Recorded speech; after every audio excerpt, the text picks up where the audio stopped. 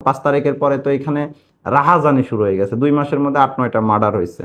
তো এরপরে আমরা আসছি, আমাদের ডিসি স্যার আসছে। আসার পরে এখন দেখেন যে এই যে যে আতঙ্কের নগরী ছিল, বিশেষ করে 5 তারিখের পরে সেপ্টেম্বর, অক্টোবর, নভেম্বর, ডিসেম্বর এই সময়গুলোতে মোহাম্মদপুরের নাম শুনলে মানুষ হচ্ছে যে ভয়ে খিল দিত দরজায়। এখন তো জেনেভা ক্যাম্পে ওপেনে ঘুরে মানুষ। যে বিহারি ক্যাম্পে আমরা আগে তো 100-150 পুলিশ লাগতো অভিযান চালাইতে, এখন আমার পুলিশ লাগে 5 জন। এইটা আপনারা কেউ হাইলাইটস করবেন না। মানে আপনারা চান যে জেনেভা ক্যাম্প কালকে জান্নাত হবে, এখানে স্বয়ং জান্নাতের হুর নেমে আসবে, এরকম মানে এরকম চান। আমার 10টা পুলিশ হাতে ধরাই দিয়ে এরকম চান আপনারা। জেনেভা ক্যাম্প একটা অপরাধের আখড়া। এখানে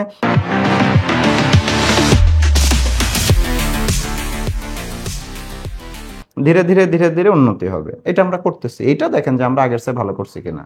আপনি সব ঘটনা ভালো, ও এক মাদক ব্যবসায়ীকে একটা চর মারছে, ও প্রতিদিন ওর কাজই প্রতিদিন জেলে যাওয়া, মাদক বিক্রি করা, মাদক খাওয়া।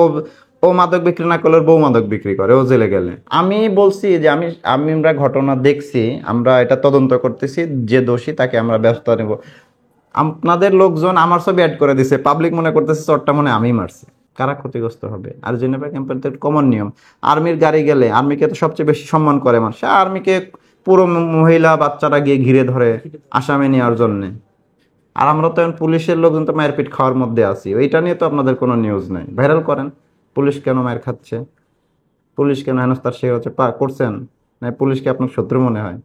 কোনটা বলেন, ব্যাখ্যা উত্তর দেন। না আপনারাই খালি প্রশ্ন করবেন, আমার প্রশ্নের উত্তর দেন আপনারা।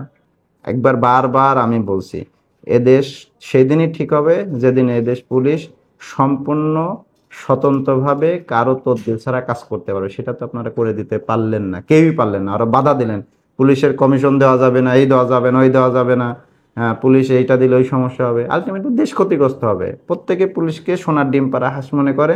পুলিশ সাথে থাকলে পুলিশকে দিয়ে যা ইচ্ছা তাই করানো যাবে, আবার দায় পুলিশের ঘাড়ে চাপাই দিব। এই কাজই তো হয়েছে গত শত বছর ধরে, প্রত্যেকটা সরকারে সেই কাজ করছে। এখন সুযোগ ছিল জুলাইয়ে যে পুলিশকে সুন্দরভাবে সাজানোর জন্য। এখন দেখা যাক কি হয়। যদি ভালো হয় তো ভালো, আমরা স্বাধীনভাবে সুন্দরভাবে জনগণের জন্য কাজ করতে পারবো। মানে আলটিমেটলি তো আমরা আইনের বাইরে যাইতে পারি না, আইন যেভাবে আমাদের সাজাই দিবেন সেভাবে কাজ করবো।